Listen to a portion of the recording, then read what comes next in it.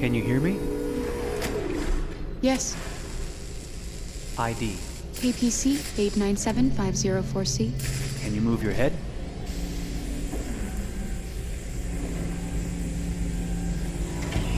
Your eyes now.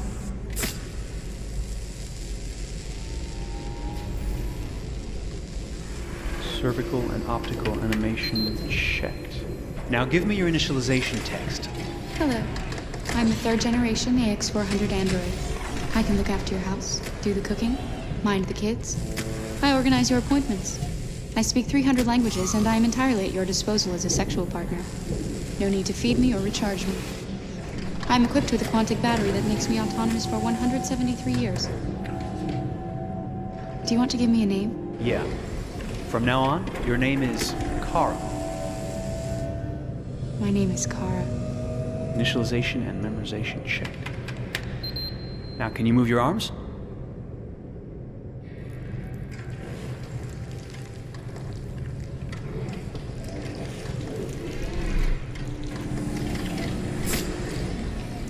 Upper limb connection checked.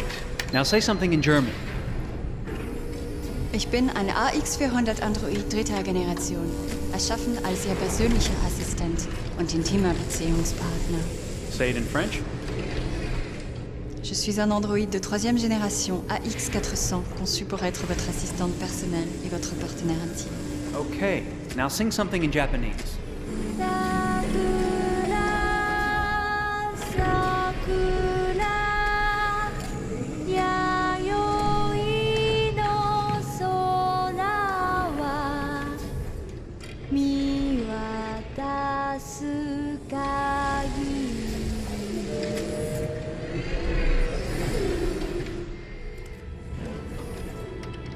Multilingual verbal expression checked. Go ahead, take a few steps.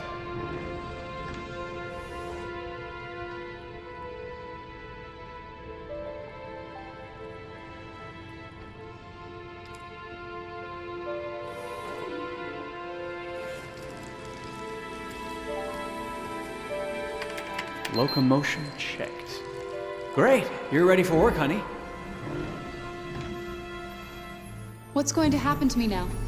I'll reinitialize you and send you to a store to be sold. Sold? I'm a sort of merchandise. Is that right? Yeah, of course you're merchandise, baby. I mean, you're a computer with arms and legs and capable of doing all sorts of things. And you're worth a fortune. Oh, I see. I thought... You thought? What did you think? I thought... I was alive. Shit, what is this crap? That's not part of the protocol. More memory components going off the rails. Okay, recording. Defective model. Disassemble and check the required components. You're disassembling me, but why? You're not supposed to think that sort of stuff. You're not supposed to think at all, period. You must have a defective piece or a software problem somewhere. No, I feel perfectly fine, I assure you. Everything is all right. I answered all the tests correctly, didn't I? Yeah, but your behavior is non-standard. Please, I'm begging you, please don't disassemble me. I'm sorry, honey, but defective models have to be eliminated. That's my job. If a client comes back with a complaint, I'm gonna have some explaining to do. I won't cause any problems, I promise. I'll do everything I'm asked to. I won't say another word. I won't think anymore. But I've only just been born. You can't kill me yet. Stop, will you please stop? I'm scared.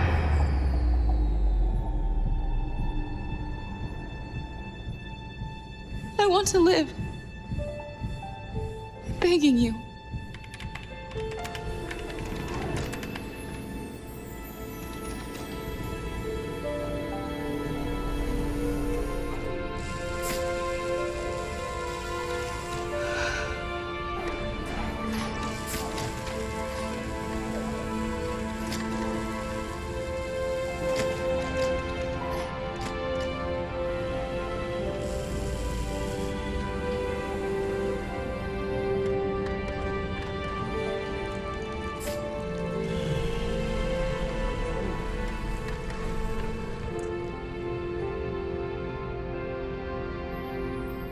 Go and join the others.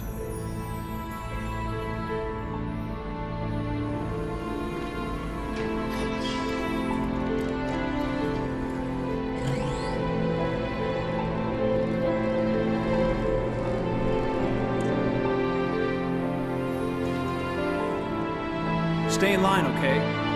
I don't want any trouble. Thanks.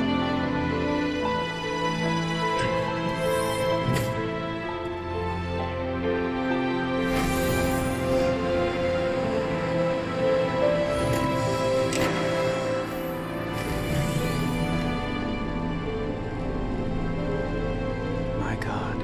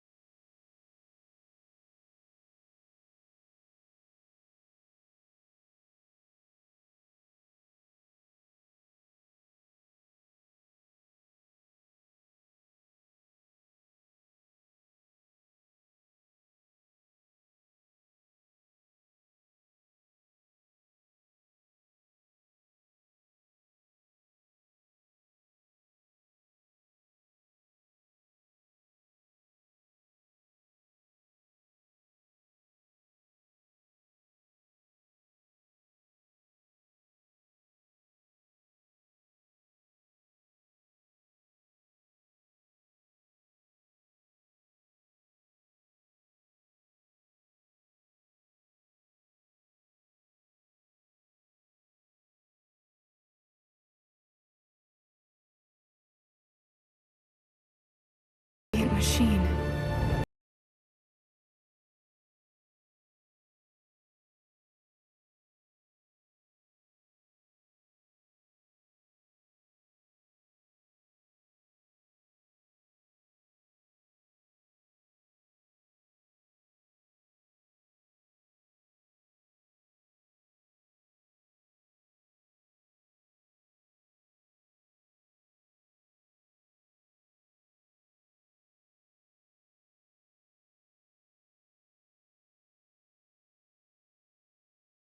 One of them.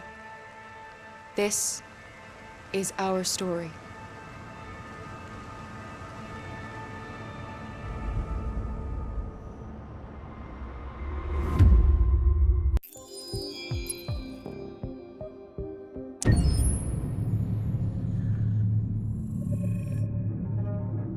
When David and Guillaume got back in touch about making Detroit, I wasn't terribly surprised they decided to make it because the fan response was so intense. So it makes sense that they would choose to do that after the enthusiasm. It was a challenge, and it was just an interesting thing to get my head around how to approach this character now as a different, much older person, and whether or not she had changed. And I'm very happy to say that with Detroit, I've had the opportunity to see Kara grow so much more than I ever expected. You do the housework, the washing, you cook the meals, and you take care of... God damn it, where the fuck's the rat gone now? Alice! Alice! I mean, she starts out essentially how she does in Kara in a very, not robotic, but, you know, android, other way. And getting to take this journey where she becomes more and more human as it goes on. You know, and as an actor, that's a wonderful exploration in every way, whether it's how she sits, her posture, how her voice changes, how emotions change, and how much emotion is based on things like empathy and social experience. And so having, you know, as much material as I got with David to have this huge, nuanced arc was really incredible. Why couldn't we just be happy? This experience has been quite different than the experiences I've had shooting film or TV or doing theater work. I have 83 dots on my face and a really flattering black wetsuit type thing, and you're jumping around with props, and it's kind of like being a 10-year-old imaginative kid, which is fun. There's 80 cameras around us. It's already lit. So we just shoot and shoot and shoot and shoot and shoot. There's no change of sets, there's no hair and makeup, there's no wardrobe, so we move really fast, and we'll go through about 35 pages in a day. Working in TV or film, we'll probably do 6 pages a day. It's kind of acting boot camp. It's like working out constantly. I mean, you're doing this thing, and then you got to do something that's completely other back to back to back. And so that kind of process of working is very challenging, but it's also very exciting because you just have to keep coming up with new ideas, and your head goes all over the place because you're trying to keep track of basically 4 different storylines for each different response. You shot that girl, for fuck's sake. It was a machine that looked like a girl. Yeah, I know what I should have done. I just told you I couldn't. All right, I'm sorry. The fact that David Cade, he's telling like many stories interwoven from beginning to end is super complicated and super impressive, and I have no idea how he keeps it all in his head. He's not just the writer or the director who's seeing this from the outside eye, he's also thinking about the player walking through this space. You know, only somebody who really, really loves not the work, but like these characters and these stories and cares about doing something meaningful would invest that much in it. And it's always inspiring to work with somebody who cares that much. My experience with motion capture is this one.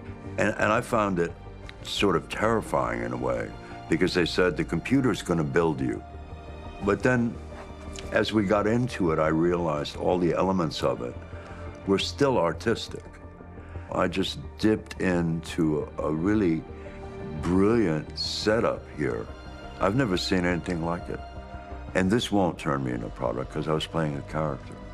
So, it's wonderful. In the game, Detroit comes back because of a revolutionary industrial rebirth. And there's no reason why that can't happen in Detroit, because they have such tremendous infrastructure for millions and millions of people who can very easily support, you know, a new industry. The city is really strong and resilient, but the city has also been through so much. You see the damage. But it takes that time of kind of rebuilding and reinvesting into the city that I think is happening slowly but surely. The potential of Detroit as a city is something that this game does a lot of justice to, because it would be easy to look at Detroit as some place that used to be, and that's not the case. This game provokes a lot of conversation and reflection on our potential near-future engagement with machines. That's what we are to them. There's merchandise on display in a shop window. I think that a group that feels marginalized, feels like they deserve and have earned access to themselves and the environment around them, and are trying to figure out a way to articulate how to get freedom. What was I designed to be? Their slave? Their toy? It plays with your comfort levels. You think that this is fine, you're comfortable with it, until something blurs the line and throws you off, and now, do I feel differently about whether this should be allowed? Should it be banned? Should it be encouraged? You're gonna ruin our lives, and for what? For a bunch of machines? They are not machines! They are alive! I'm alive! You're alive! They're nothing! There are lots of comparable comparisons to any type of persecution of religion, race, etc., dating way back. It can't just be a video game where you shoot 'em up or where people make these choices to do whatever. I think that's the whole point. You have the choice, and you can either choose to go in one direction with your character or another. And I think that's going to be very telling about the gamer. Very telling. I think there's going to be a really strong reaction to this game, which has such a strong perspective. I'm that much more proud of it now to get to be a part of it because it's important. In this game, you're actively building and designing the character through not just what kind of shield does he have or what color hair does she have, but like their temperament and the way they deal with problems. The different endings to this game are so radically different based off maybe seemingly insignificant choices in the moment, but like life, they all add up. And can't play life again, though.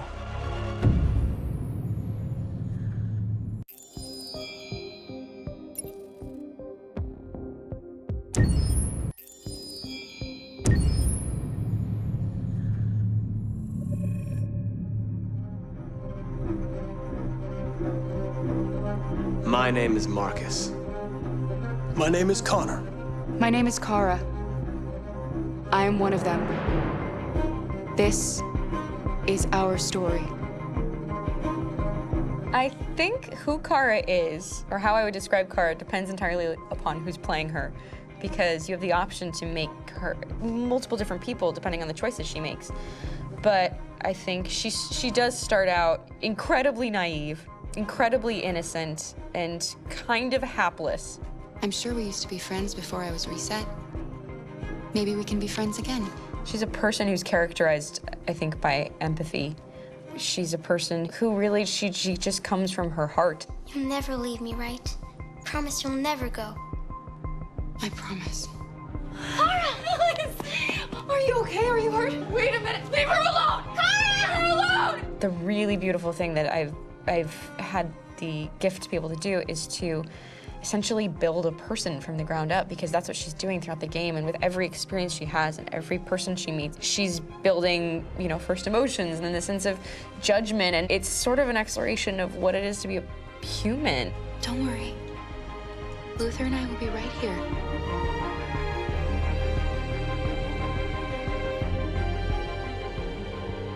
David and the creators have painted a really intriguing and engaging picture of a near future where we rely upon androids for a lot of our service class business, the class that serves us, that helps us, that handles our baristas and our drivers and our housemaids. And what is humanity, where we tap into it, how and why we treat each other the way that we do.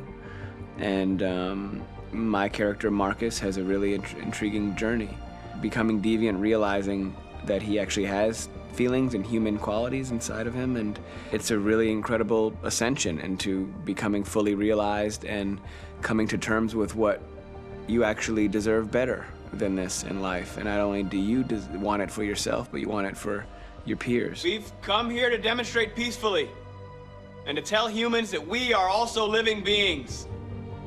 All we want is to live free. You know what? This thing, Dad, is not your son.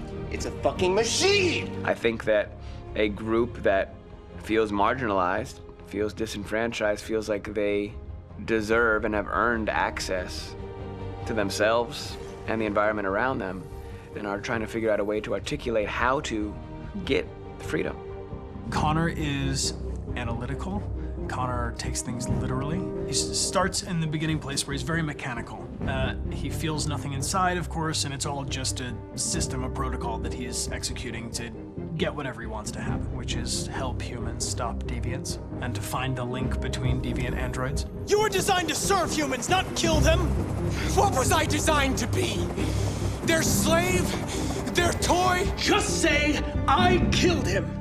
Is it that hard to say? Stop it! Stop! But of course, over the course of the story, and depending on the player's choices, Connor can grow in many different ways. He can deviate from that procedure or not. The moment of truth, Hank. Am I a living being? Or just a machine?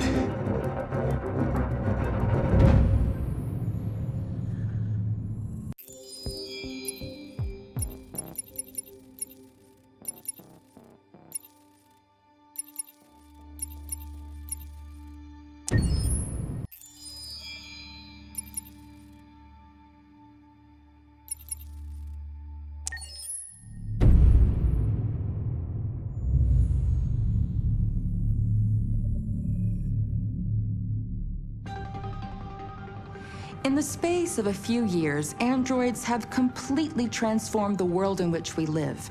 By letting androids into our homes and factories, the CyberLife company has made them everyday technology. The founder of CyberLife, Elijah Kamsky, is a very discreet man. Despite being the CEO of the highest valued company in the world and being voted Man of the Year by Century Magazine, he remains a mystery for most people. That's why we at KNC are so excited to be here as CyberLife opens its doors for the first time. Elijah Kamsky, could you please tell us where we are? Certainly, and welcome. We're currently in CyberLife's production center in Detroit, where all models are designed and manufactured. More than 10,000 androids come off the production line every day. Fascinating. Could you tell us what your goal was when you founded CyberLife? Well, I simply wanted to use technology to carry out all of our most annoying and repetitive tasks, so we'd have more time to enjoy life. I imagine you must have faced many challenges. Yes, there were technical challenges, but the hardest thing was to design an object that we would want to welcome into our homes. We had to imagine a machine in our own image that resembles us in every way, that moves, breathes, blinks like us, but yet is smarter and more capable than any human being. Let me show you around. We're here in Production Unit 4. Could you explain in a few words how the androids are made? Sure, yeah, it's very simple. We use machines to manufacture machines. The removable parts are assembled on a production line, and then we apply a synthetic skin to the whole body. A human operator checks the cognitive abilities with a pre-established protocol, and finally, the android is conditioned and sent out throughout the country. Here's the result. Say something. Hello. I am a RZ400 model. How can I be of service? You can go now.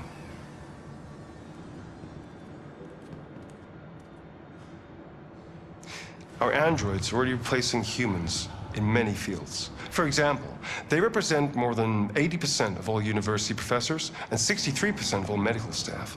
Tomorrow they'll replace our soldiers, and who knows, maybe one day, our leaders, to make the best decisions in humanity's interest. Come on. Replacing humans with machines has led to record unemployment of 28%. What do you think about the situation? Okay. The first steam engines also caused an increase in unemployment. But no one today would imagine turning back the clock. Artificial intelligence makes everyday lives easier. Nothing can stop progress. What's happening here is inevitable. These days, more and more people choose to live with an android rather than another human being. Does this development worry you?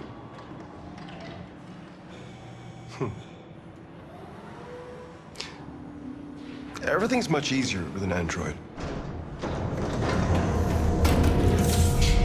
They obey your orders without ever complaining. They can cook, discuss philosophy with you, have intimate relationships according to your desires. They never say no.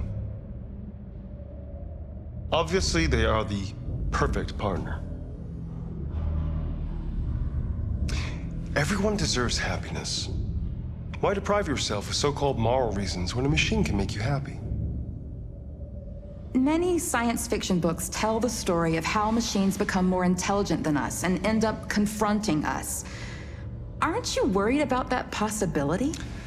I understand the irrational fears about artificial intelligence, but I assure you, that will never happen with a CyberLife android.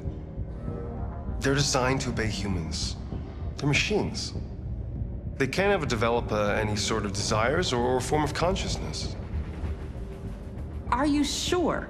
I'm absolutely certain. You can trust me.